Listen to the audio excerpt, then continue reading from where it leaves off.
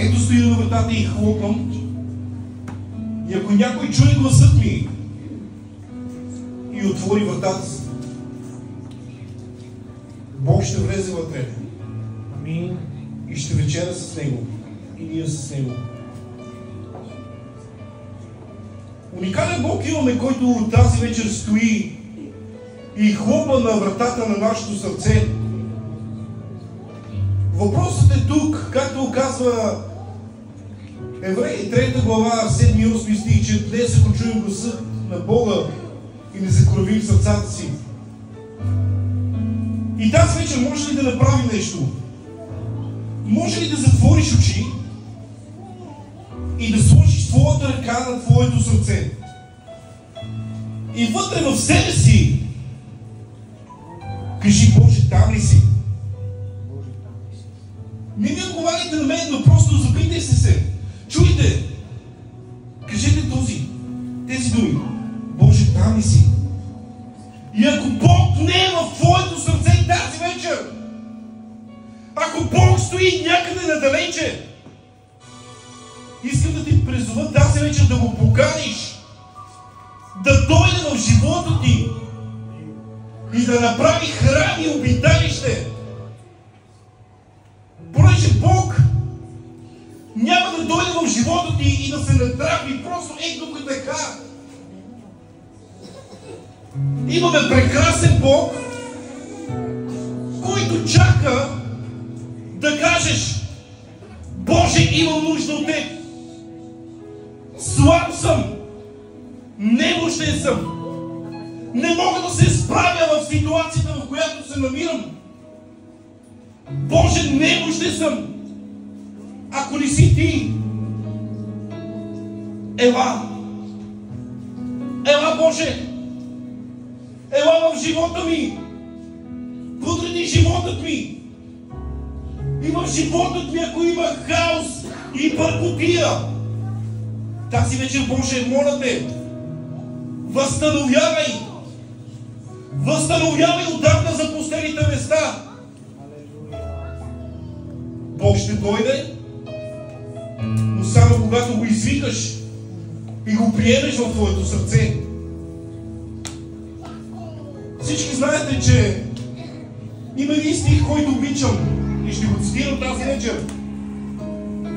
Вижте, птиците имат какво? Гнезда.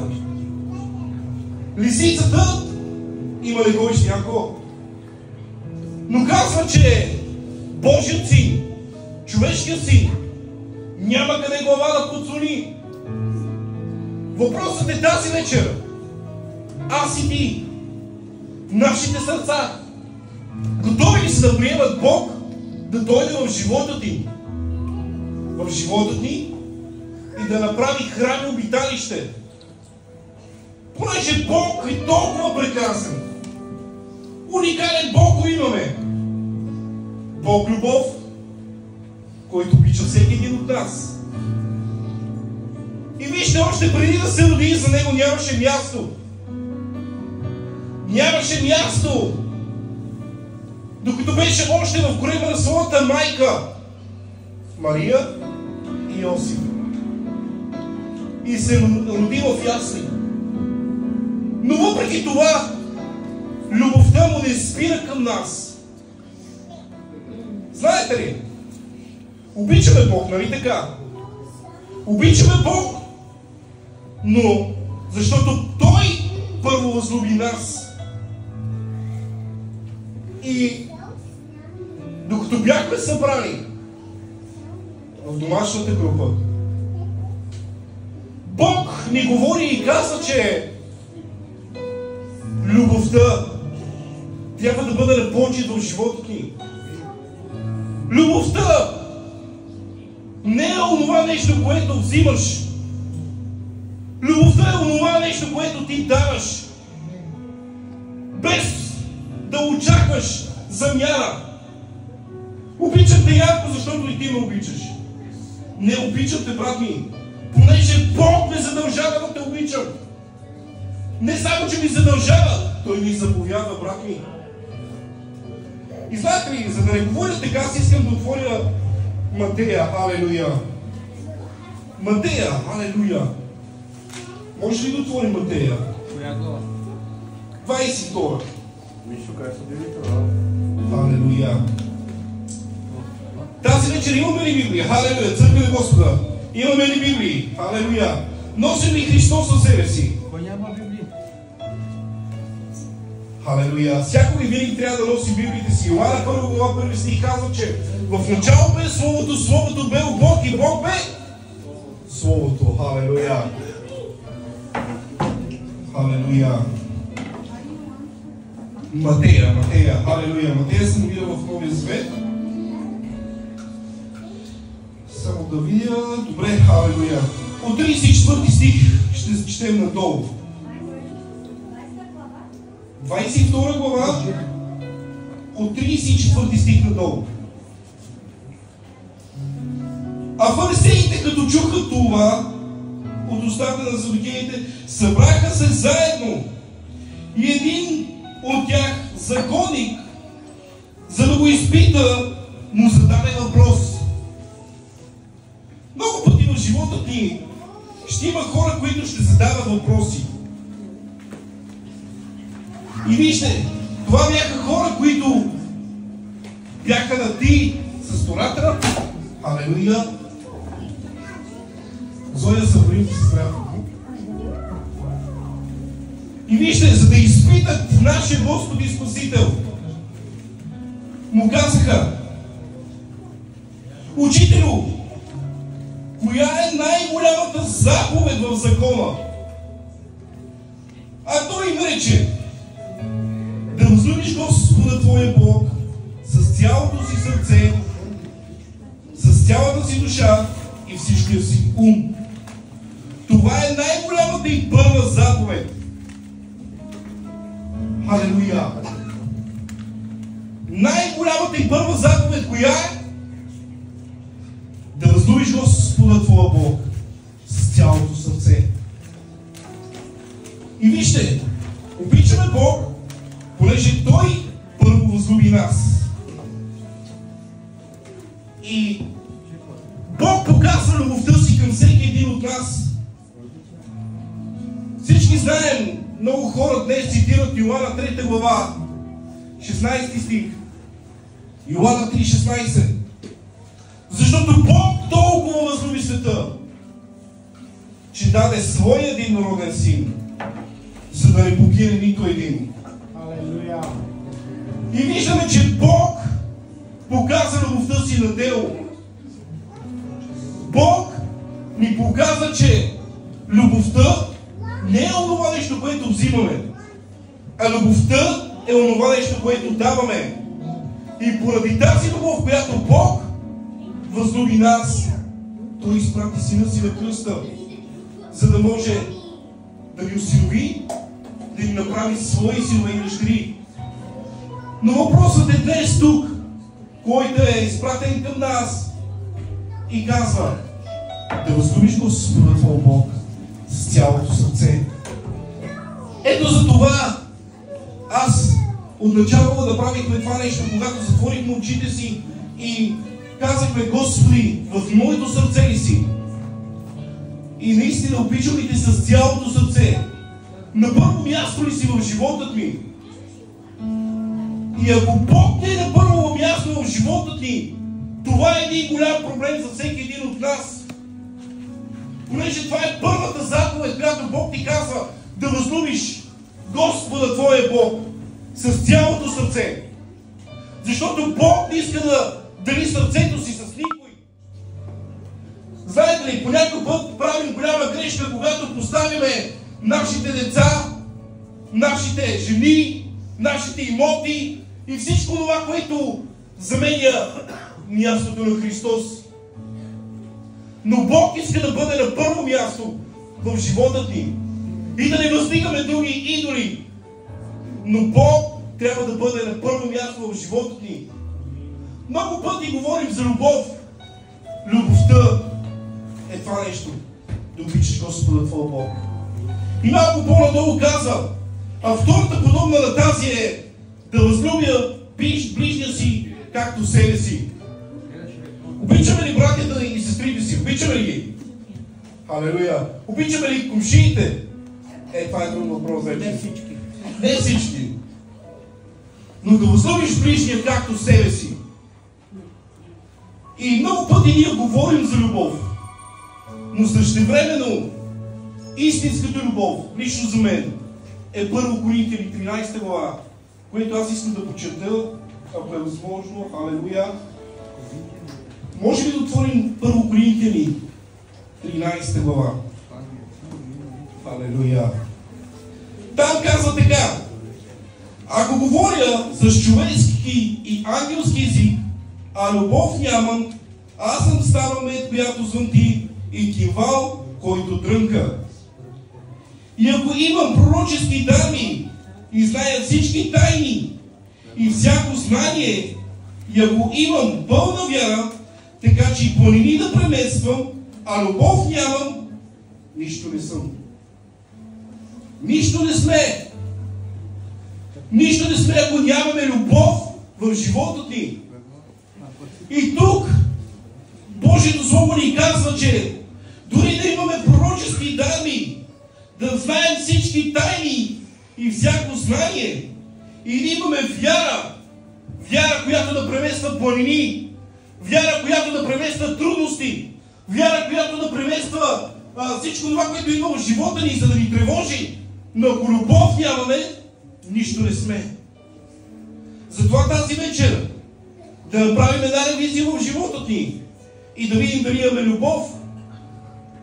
И ако нямаме любов, знаете ли, Божието Слово казва, че любовта е излята в сърцата ни, чрез нам дадения Святия Дух. Така че трябва да оставим Святия Дух да работи в живота ни. Кажи амин. Амин.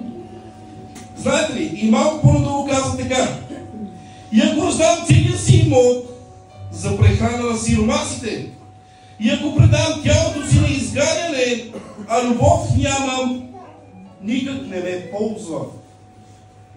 Дори да раздам имота си, както онзи човек, високия, как беше името, Захей, той беше толкова богат и само като чу, че Христос щеше да мине през този път, раздаде имота си и каза: Господи, ето сега давам половината си имот на сиромасите, и ако някой съм ограбил, връщам му се четирикратно.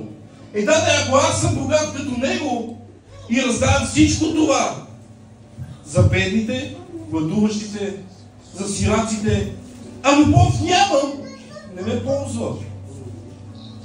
Не ме ползва никак. И тук 4 стих, много прекрасен, надолу казва така: любовта дълго търпи. Любовта дълго търпи. Алелуя. И е милостива. Любовта не завижда. Любовта не се превъзнася, не се гордее. И тук виждаме тази вечер каква е пътят на любовта. Аз ще го прочета от начало. Любовта дълго търпи и е милостива. Любовта не се вижда. Любовта не се превъзнася, не се гордее. Не безобразничи, не търси своето, не се разразва, не търси сметка за зло. Не се радва на неправдата, а се радва заедно с истината. Всичко премълчава и на всичко хваща вяра. На всичко се надява и на всичко търпи. Любовта никога не отпада. Другите дарби обаче пророчество ли са, ще се прекратят. Езици ли са, ще престанат. Знание ли е, ще се прекрати. Но любовта ще остане до край. Амин. Така че любовта е много важна част в нашия християнски живот. Любовта е като двигателя на нашия християнски живот, който задейства на нашия живот. Така че да възлюбиш Господа, Твоя Бог, и да възлюбиш ближния както себе си. Божието Слово казва, че на тези две заповеди се крепят целият закон и пророците. Така че тази вечер ако нямаме любов, то да се молим на Бог, Божия Святия Дух, да активира любовта, която е излята вътре в живота ни и в сърцата ни. Понеже нашия Бог е уникален. Прекрасен Бог и от любовта си към нас изоставил царството си, изоставил славата си, изоставил всичко това, което беше горе на небето. И слезе тук на земята, за да може да понесе всички от тези грехове и беззакония. Поради тази любов към нас, Той ни показа пътят към любовта. И знаете ли, представете си картината. Как Христос е горе на кръста, рапснат. Представете си онези прободени нозе, които се стичаха кръв оттам. Прободиха Неговите нозе, за да бъдат нашите нозе свободни и да вървят в пътят Му. Прободиха Неговите ръце, за да бъдат нашите ръце свободни и да правят добри дела заради името на Христос. Сложиха трънен венец на главата Му, за да може днес всеки един от нас да се нарече син и дъщеря на живия Бог. Знаете ли? Изиграха и хазар върху Неговата дреха. Унази дреха, която беше изпълнена и припълнена с кръв, за да може днес да ни облече в мантията на праведността. И отново Христос ни показа любовта си към нас. И ако Бог показва любовта си към нас, може ли и ние да покажем любовта си към Него, като го постави на първо място в живота ни? Понеже Бог казва да нямаш други богове, освен Господа Твоя Бог, и да възлюбиш Него на първо място. Той е пътят, истината и живота.